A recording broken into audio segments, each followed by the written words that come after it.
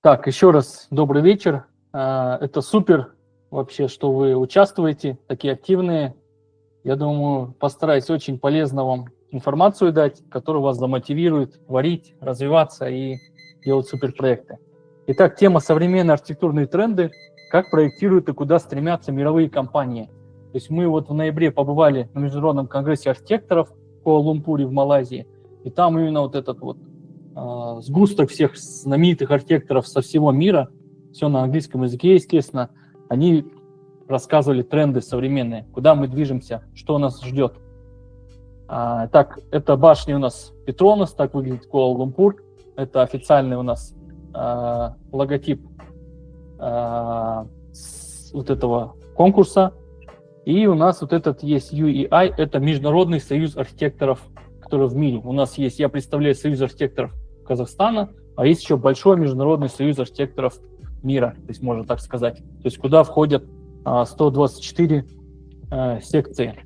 Итак, с 14 по 17 ноября в столице Малайзии Куала-Лумпуре под эгидой Международного союза архитекторов прошло как раз вот это вот знаменательное событие, где вот собрались все архитекторы и начали рассуждать современные тренды, делиться своими проектами, какими-то лайфхаками и так далее.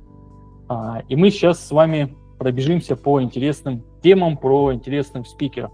Итак, определена была тема форума «Разнообразие городов» и выступление на форуме «Культурная иконография в городской среде», «Культурная чувствительность в архитектуре», «Политика управления городским образованием» и так далее. Итак, это 10 тысяч посетителей из 130 стран.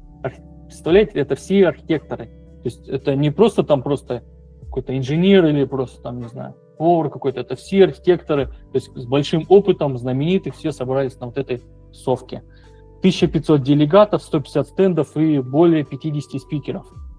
Это у нас открытие. Здесь вот видите, это вот я, мы с японским архитектором, и вот президент проектной академии Казгор, Татугулов Айдар Цукитович. Здесь это президент Международного союза архитекторов, то есть вот она из Бразилии, то есть она возглавляет сейчас всей этот мировой на нашей планете, это вот президент союза архитекторов.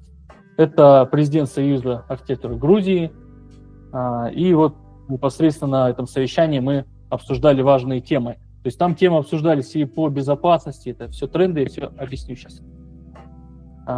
Встреча, все интересно. Сейчас мы к темам подойдем с вами. Также мы вот представляли Казахстан, то есть Казахстан имеет голос, то есть Казахстан имеет голосовать, то есть какие-то глобальные тренды, если в архитектуре возникают, то есть мы имеем право голоса, потому что мы входим в этот Международный союз архитекторов. Мы можем высказывать свои за или против, и к нам будут прислушиваться. То есть мы, как вот в телевизоре вы видите, то есть мы также представляли нашу страну. Это вот башни Петронас, то есть да, я по ним не буду долго останавливаться, но по архитектуре они являются такой точкой притяжения, то есть именно в Малайзии. То есть есть в Discovery супер такое видео, как они строили этот Куала-Лумпур, я рекомендую себе запишите. Кстати, блокноты все с собой или вот ручки или свой возьмите, я буду диктовать, и много моментов может быть для вас полезной. И как они устанавливают этот вот переходной мост. Также во время этой выставки, во время этого мероприятия была большая выставка. Кстати, если раньше больше фигурировали крутые проекты именно из Европы, то сейчас очень суперские проекты идут прямо с Китая. То есть это прям, вот что не проект, то гениальность. То есть они существенно нашу вот эту школу архитектурную подняли. То есть у них супер сейчас проекты. Кстати, мы ездили вот год назад в конгресс архитекторов был в Копенгагене, и там наши ребята с Казахстана выставлялись, с Киргизии. Также ребята молодые, как вы, занимают призовые места. Так что вот эти конкурсы, они очень важны, где можно вот на мировой арене себя показать. Поэтому вот эти вот моменты, то, что вы сейчас слушаете, очень полезно. Так. Итак, современные тенденции в архитектуре. То есть вот этот форум он стал площадкой для осмысления культурной идентичности с архитектурной точки зрения, как отражается многообразие современной именно города. Здесь мы говорили про города, про их развитие, про что нас ждет в будущем, про искусственный интеллект, про вызовы и так далее. Это часть спикеров, это на открытии было. Наиболее знаменитые здесь вот я выделил, то есть знаменитая эта компания Foster & Partners, наверное, слышали, да? То есть это один из руководителей. Есть Bjarke Ingves, BIG, то есть Кай Уве Бергман, то есть знаменитый. Сичи Хуан, очень знаменитый архитектор, и Карл Фендер. То есть сейчас мы с ними быстро познакомимся, и, думаю, будет интересно. Первый выступал вот Карл Фендер, то есть он из Австралии, знаменитый архитектор. То есть вы можете смотреть даже логику, как архитекторы вообще проектируют и куда стремятся. Они берут изначально какую-то концепцию. Вот здесь они взяли вопрос независимости. И вот они проектируют вот эту башню, он показывает, и он лишь моментом где-то акцентирует, то есть вот такие делает акценты. То есть это знаковый момент, который притягивает к себе взгляды и делает этот объект уникальным.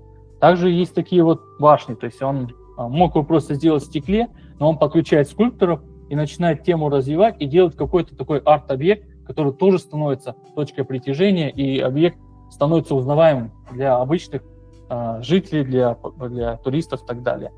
Здесь далее также башню он проектирует не просто стеклянный, он всегда делает акцент. Здесь акцент вот такой вот золотая такая у нас консоль. Далее, то есть основной проект, какой я хотел рассказать, это башня Мердека. То есть я сейчас дальше расскажу, про что это. То есть это вот ей была территория такая, стадион и заброшенная территория. Здесь хотели построить вот такой проект, больше в таком традиционном, но все-таки несколько раз подумали и решили что-то более смелее сделать и более значимое. В итоге вот вы можете смотреть, архитектор всегда должен начинать именно посадку здания именно с генерального плана. Самое первое, самое главное – это территория земли, самое главное, что рядом находится, самое главное сверху. Не просто образ, а именно по верхней части надо смотреть. Здесь они такой делают треугольник, и вот здесь ставят точку. Дальше они смотрят культуру Малайзии, то есть это все в Куала-Лумпуре, и вот они думают, что какая идентика должна здесь. Они проектируют вот такую вот красивую башню, и она становится второй в мире. То есть первый, вы знаете, Бурдж-Халифа, 828 метров, и вот в Куала-Лумпуре, в Малайзии, находится башня Мердека 118. Здесь интересный вот этот образ, вы запомните. То есть вот есть вот просто башня, есть этот шпиль. Это архитектор показывает, он говорит, это я только выбрал 10 проектов, 10 башен, которые мы разработали. А так у них доходило до 60, до 70 вариантов. Рендеры, картинки, планировки. Это все архитектор всегда ищет и старается найти. Здесь интересный момент, как выглядит это остекление в разную погоду. То есть отражается у нас небо, и у нас получается уникальный такой объект, всегда играет фасад. Кстати, у нас в Алмате вот есть Нурлы Таун, то есть стеклянный, и это тоже автор проекта Академии Казгор, Ералиев Тотар Ерлевич. И у него цель именно как раз в то время, когда проектировали, он как раз хотел это создать. То есть то, что на горы похоже, и стеклянный фасад начинает играть. Об этом архитектор всегда должен помнить и тоже материал использовать в своем проекте. Планировки. И вот про что я вам говорил. То есть вот у нас есть башня, это вот сам автор. И вот этот вот знаменитый снимок Малайзии, то есть когда Малайзия стала независимой. Ничего не напоминает вам? То есть вот представьте, вот эта вот башня, а вот эта вот рука. То есть это у нас шпиль. То есть они взяли вот эту концепцию и сделали просто эта вот башня такая высокая, она символизирует как раз независимость на основе вот этой фотографии. Так, Ли Палисана с Великобритании. То есть сейчас мы уже будем с вами подходить к вызовам, да? То есть какие вызовы есть перед архитекторами, мировыми и так далее, и как архитекторы их решают. То есть мы понимаем, что у нас есть глобализация, инновационные подходы в строительстве и проектировании. Мы понимаем, что есть проблемы, вот, связанные с насыщением, коронавирусы, вот эти миграции. И он начинает рассуждать про биосферу, про экосистему, как мы можем помочь и как архитектор может помогать, да, то есть не просто он построил какое-то здание и все, то есть пусть там как бы люди живут или просто ходят в офис, а он начинает ставить проблему и ее решать. То есть офис должен быть для человека, то есть не то, что просто работу выполнять, а офис должен быть экологичным и комфортным. Важна инклюзивность именно в городах.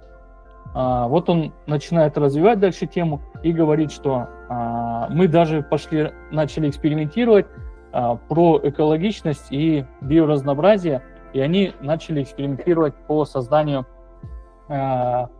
таких вот брикетов или, да, строительный материал из грибов, да, то есть начали развивать такую тему, чтобы более экологичными быть. И они такие сделали, можно сказать, кирпичики, да, то есть вырастили из грибов, из био, и его можно составлять, и его могут армировать и так далее, и можно из него делать какое-то здание. То есть архитектор, они рассказывают, что он должен быть исследователем. Не просто он как бы строит здание, а он должен всегда искать что-то. В какой-то момент появляется, он либо в конкурсе участвует, либо исследует и находит какую-то задачу, которую можно решить. Городская мобильность. То есть раньше у нас люди только передвигались там по асфальту, да, в горизонтальной плоскости, то сейчас архитектор должен думать, что передвигаться надо на нескольких уровнях. И вот этот зелень, то есть ее заводить не только, она должна быть по земле, да, в отметке 0, но и на разных уровнях. Эти коммуникации, то есть они очень важны. И подземные тоже и так далее. В итоге на этой конференции в Куала-Лумпуре была подписана и создана декларация, то есть это значит такой документ, который говорит, что мы не просто там посовещались, не просто там подняли эти проблемы там, и проблемы сейсмики там поднимались, а мы должны какой-то документ создать и по нему двигаться в ближайший там год-два, взаимодействовать, проверять, какие-то конкурсы на эту тему проводить, выступать в правительстве там, и так далее. И все это большая такая работа, которая на ближайшее будущее. Баланс традиций и инноваций, равный доступ к профессии, инклюзивность и формирование вот этих комфортных городов именно. Когда вот такие сообщения о международном уровне архитектуры ребята слушают, у многих возникает такой вопрос. Вот это вроде как все здорово, но это как бы в мире, где-то там, далеко. И создается такое ощущение, что в Казахстане это не актуально, что ли, да, или опасение, что для нас это может быть не так значимо. Вот как вы считаете, как это относится именно к казахстанской архитектуре? Да, спасибо, суперский вопрос. То есть сейчас, если бы задали мне этот вопрос лет 8-9 лет назад, я бы сказал, что это нереально, да, это там какой-то другая страна, они там сильнее, другой мировой, это другой уровень. Сейчас я вижу, что абсолютно нет. То есть у нас в Казахстане есть очень много заказчиков, понимающих это. То есть они готовы за это платить, да, то есть инвестировать и вкладывать. Их не так много, но они есть. Второй момент, у нас есть талантливые ребята. То есть они просто некоторые или потом уезжают и там как бы находят, то есть, свою нишу. Просто у меня вот 5-6 есть людей знакомых, которые здесь, в Казахстане, то есть наши соотечественники, создавали уникальные продукты, и они работают сейчас. Заха Хадид компания работает, в СОМ работают у меня знакомые. То есть это ребята все наши, то есть работают в международных корпорациях. Они там учатся и могут обратно приезжать и здесь создавать классные продукты. Потом у нас есть вот наш тоже коллега, то есть мы с ним как-то, Равиль Нургиса, мы с ним разрабатывали один проект, то есть это вот юрта современная. То есть это вот наше тоже традиционное жилище, да, но один подход просто сделать юрту, да, из материалов, а другое дело ее переосмыслить, да, то есть традиционный метод, но просто вот как Бьярки Ингельс, эти вот деревушку, также и мы осовременили эту юрту. И сейчас вот это Равилия проект, это вот в Казгорем делали, он стал просто супер популярность. То есть его 2-3 раза приглашали в Швейцарию, туда-сюда. То есть он везде завоевывает сейчас суперпризы. То есть это наш архитектор, то есть вот он у нас работает. То есть это, если вы верите как бы в свою идею, и у вас большая очень насмотренность, то есть вот вы посещаете вот эти вот мастер-классы, участвуете в конкурсах, то есть вы тогда можете себя проявлять. То есть не надо тут стесняться. То есть здесь вопрос периодичности. То есть здесь у нас в Казахстане тоже можно вот это делать. Там есть ребята, которые вот у нас вот в Алмате горы, и они делают вот так же самое, как Bjarke Ingels, вот эти дома на деревьях. То есть есть крутые проекты, то есть которые тоже обретают, то есть своего клиента. То есть это есть глэмпинги вот эти, они, которые на деревьях. То есть это у нас тоже развивается. Да, не так быстро, но важно просто не бояться. То есть не надо вот этот блок себе ставить. То есть найдется тот заказчик, даже если не найдется, просто участвуйте максимально в этих конкурсах. То есть в конкурсах можно, вот представляете, вот университет, у него как бы может он сказать тебе, нет, мне нужно по программе. Заказчик скажет, нет, у меня денег нету. А конкурсы вам никто не ограничивает. Вам сказали, вот это задание выполнили, как хочешь. 2 тебе никто не поставит, деньги ты никому не должен. И вы можете хоть что придумать, то есть не стесняясь. То есть и вы можете обрести, то есть вас могут там в Tengri News потом показать. То есть куча этих примеров молодых ребят, архитекторов, они есть. Поэтому тут все зависит от вас, реально. Да, чуть сложнее у нас как бы это, но можно реально выстрелить за счет конкурсов, за счет хорошего заказчика, то есть можно крутые идеи такие придумывать. Есть ли проекты, где использование инноваций оказалось неудачным?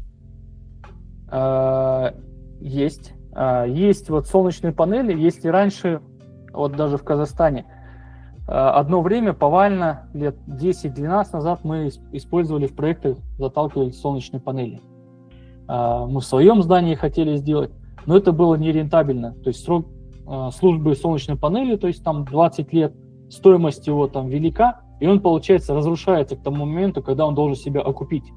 То есть эта инновация, она как бы, получается, солнечная панель ради просто хайпа, да? Сейчас пришло то время, когда у нас в Казахстане, то есть солнечная панель и вот эта альтернативная энергетика, когда она выгодна стала. То есть солнечная панель теперь окупаемость 4-5 лет.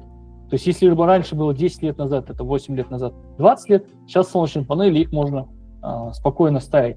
У нас вот здание Казгору, то есть весь сейчас вся кровля в солнечных панелях, то есть экологичности. То есть у нас программа «Эко-офис», вот реально, то есть у нас сбор там мусора, там подъезды и так далее, переработка мусора у нас есть. И вот тоже у нас зеленое здание, полностью вся крыша, там 500 или 700 квадратных метров, она вся устелена солнечными панелями. И сейчас мы покрываем там 40-50% расхода пятиэтажного здания, она закрывает. И мы еще можем потом эту энергетику еще продавать городу. То есть сейчас это время уже подошло. Раньше это было не актуально, сейчас актуально. Потом с теми самыми солнечными панелями момент был. Мы сделали один завод PepsiCo, то есть Chips и Lays, то есть у нас в Алматинской области. Тоже применялись, там была сложность, надо было сделать городок, то есть где рабочий штаб называется, да, где рабочие собирают, начинают строить совещания, там, планерки, графики и так далее. И у нас проблема была с подключением электричества. И заказчик говорит, давайте все-таки солнечные панели возьмем. Мы солнечные панели взяли, но это был единственный альтернативный, да, источник. То есть у него не было естественного электричества, было только чисто солнечная энергия. И у нас проблема возникла так, что они это делали осенью, а осенью было слишком мало солнца.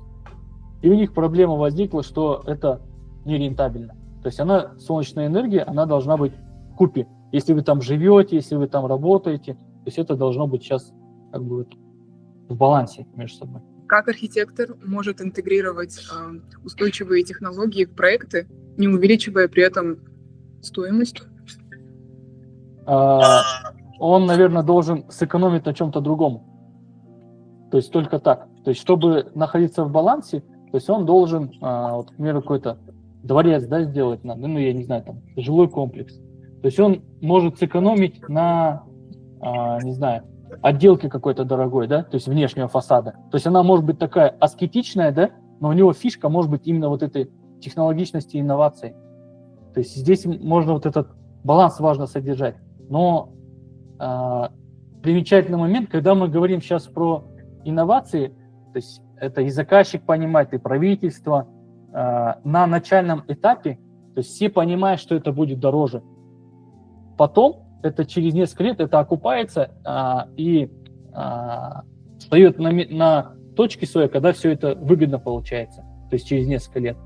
Но на начальном этапе это у всех понимание есть, что где-то надо чуть-чуть больше переплатить. Но зато этот объект станет рентабельным, уникальным и экологичным.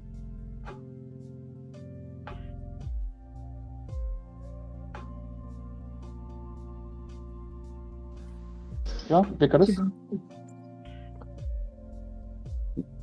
Да, Бекарыс, вы вроде еще вначале хотели спросить. Да, вот хотел спросить, нам задание дали такое, что в черте города Астаны нам надо было найти место, куда мы будем эту библиотеку строить, то есть изначально куда мы хотим его ставить, вот эту библиотеку. Я вот здесь геоинформационный центр города Астаны смотрю, и почти для коммерческого использования вообще мест нету. И не нахожу места для интегрирования вот этого библиотеки в дальнейшее использование для иностранцев, чтобы привлечь людей. То есть слишком далеко находится проектируемая зона, вот эта коммерческая. Я понял. Владимир, у них есть какие-то ограничения? Сложно найти. Владимир? В поиске участка у них особых ограничений нет. То есть их задача найти участок, который бы хорошо вписывался в городскую инфраструктуру, который был бы достаточно по площади.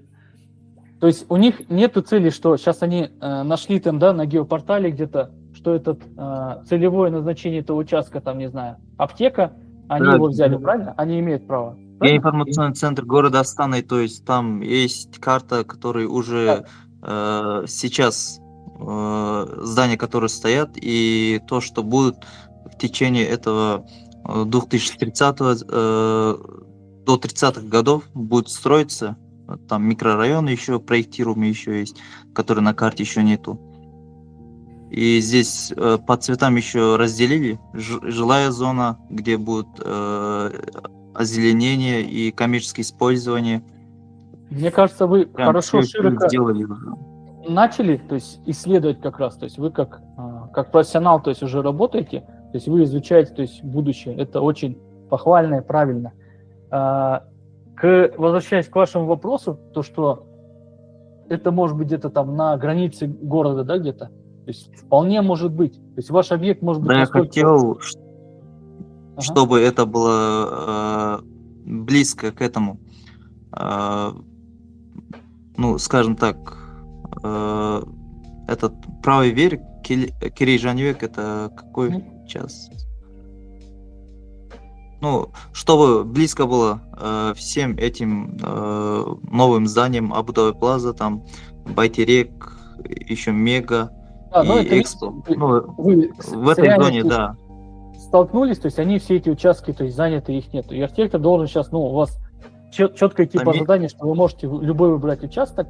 То есть, может быть и окраин, я вам говорю еще раз. То есть, видите, и деревни можно посадить там где-то в горах, где-то там развить так, что это станет местом притяжения. Поэтому ваш объект, может быть, наоборот станет супер, то есть не Абу-Даби Плаза будет местом притяжения, а ваш объект, может быть, если он такой крутой, уникальный.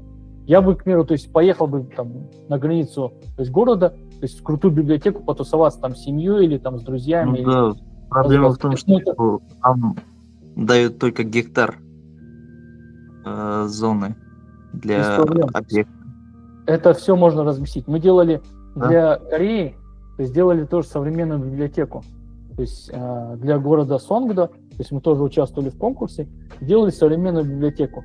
Там тоже 1,5 гектара, что ли, что-то совсем маленький объект был. То есть, супер можно пространство сделать. То есть мы делали так, что вот как в Макдональдсе, фишку мы там взяли, да?